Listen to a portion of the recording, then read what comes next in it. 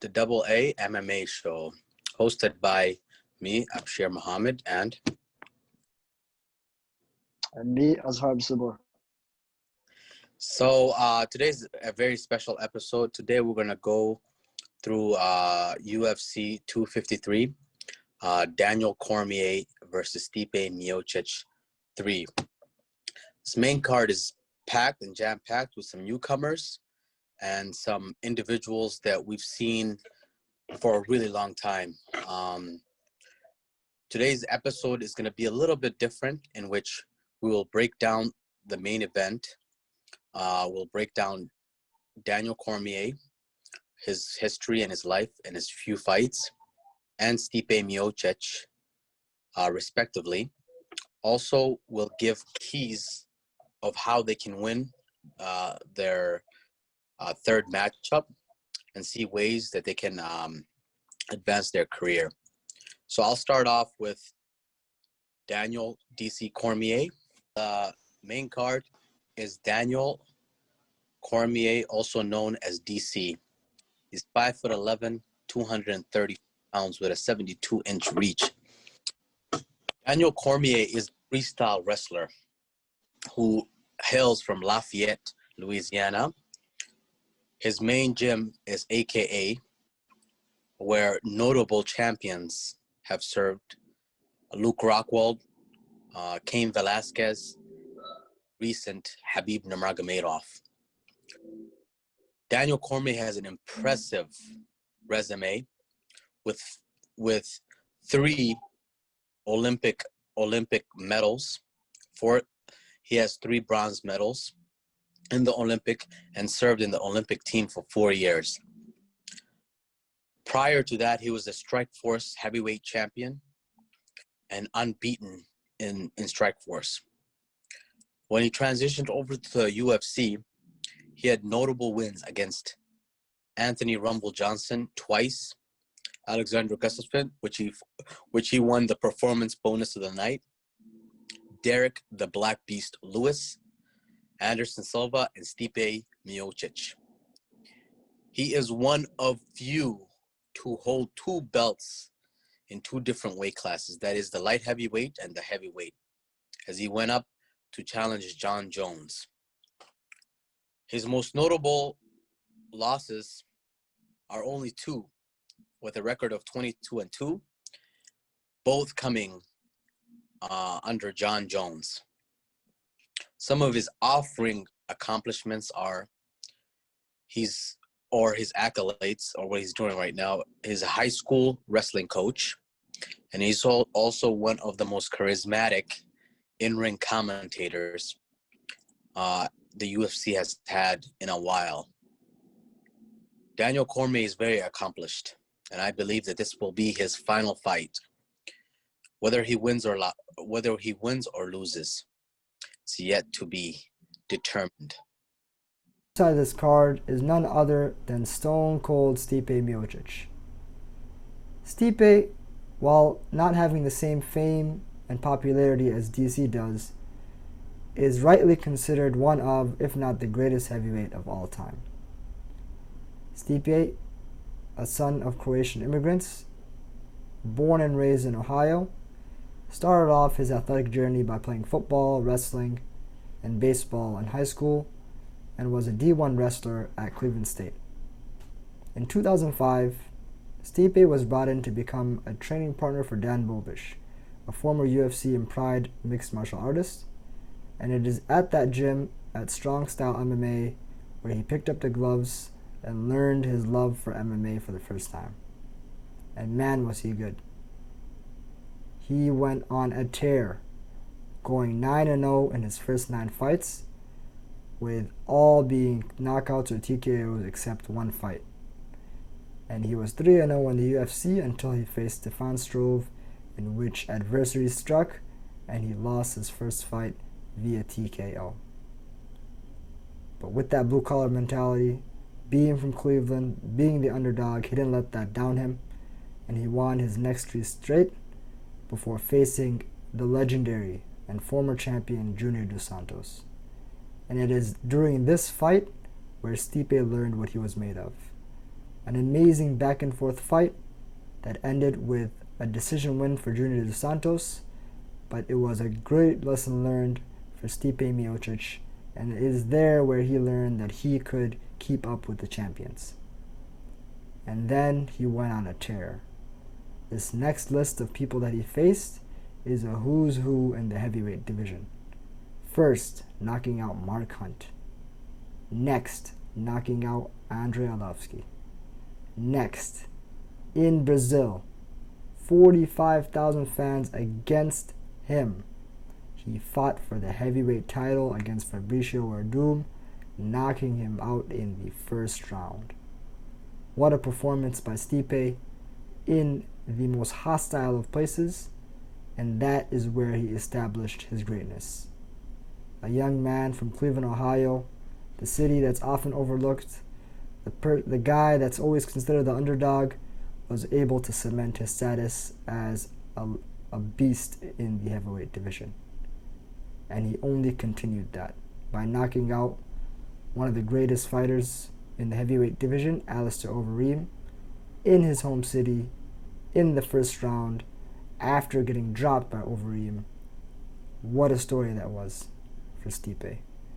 And Stipe continued running his fight back with Junior Dos Santos and getting the knockout and getting that win by defending his title. Next up came Francis Ngannou, who was a beast, was knocking out people left and right, but Stipe was able to put on a clinic through creative striking and amazing takedowns and wrestling, showcasing his D1 wrestling ability by taking Ngannou down 6 times and eventually getting the decision win over Ngannou and breaking the record for the number of times defending the UFC heavyweight championship. And all this came to an end when he faced none other than one of the greatest mixed martial artists in all of mixed martial arts, Daniel Cormier, where he was knocked out in the first round. But just like last time, when he was down, he didn't let himself go down. He came back, won that fight by making adjustments in a fight that he was losing against Daniel Cormier in DC versus Stipe Miocic number 2, getting the body shots in the 4th round and eventually getting the TKO. This is a little bit about Stipe Miocic. And now with the 3rd fight coming up this Saturday, can Stipe get that performance again, get the knockout, and walk out of the sport as the greatest heavyweight of all time? That is yet to be seen. All right, so some of the keys for Daniel Cormier in this matchup, I think he needs to utilize his wrestling a lot more. That's number one key. Utilize his wrestling. All his wins from Anthony Rumble Johnson and Gustafsson and Derek Lewis, who is a power puncher, have been heavily utilized with wrestling. What wrestling does is not only one gains control, but you also earn points, and you also get your opponent tired because they have to constantly scramble, constantly fight for leverage, and someone as experienced as Daniel Cormier knows how to wrestle very well. As we look at the first and second round of their second fight, we can see, and even their first fight, we can see that Daniel Cormier when he utilized his wrestling, it was extremely effective. But the downside of using his wrestling is he gets burnt out, especially when you get into the 4th and 5th round. Daniel Cormier has also emphasized that in this training camp, since it is indeed his last training camp, he will focus more on cardio, cutting weight, and make sure he can last all five rounds.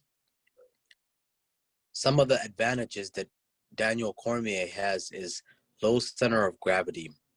He has, in their second fight, picked up Stipe Miocic and ran around the whole ring and then dropped him, showing that he has control over his opponent. Some some of the things that Daniel needs to sharpen are his head movement and blocking. He's getting too much damage. He's getting too much, especially with a brawler like Stipe Miocic. You don't want to get in a brawling match with him because of his notorious knockout record. And those are the keys for Daniel Cormier winning it. So the keys for Stipe and Miocic to win this fight is to avoid trying to play Daniel's game, right? So we know that Daniel is going to wrestle. He's going to try to tire him down. And one of the things that Daniel was doing effectively in their last fight was not only threatening the takedown and taking him down, but also playing the game of dirty boxing. And Stipe's number one thing that he has over Daniel is that reach. He is 6'4". He has that length. And he can't allow Daniel to cut out his legs and to take that range away from him. So he needs to move.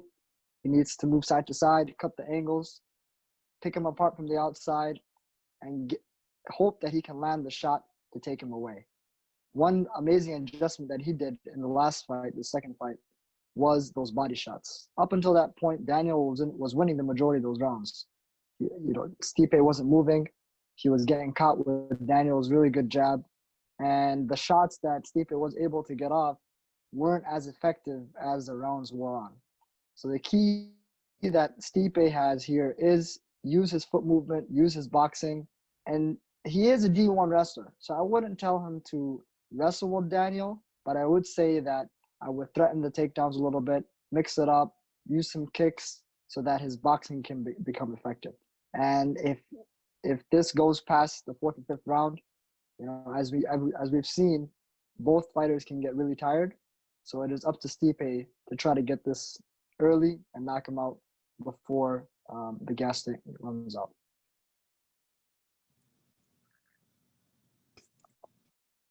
So Abshir, what did you notice that DC was doing really well in the last two fights between him and Stipe? Well, DC was closing the distance fairly easily and fairly rapidly. I think he was getting shots off quite easily, especially with that significant reach disadvantage. I felt like he could get into a boxing match, as you stated, dirty boxing with Stipe Miocic quite easily.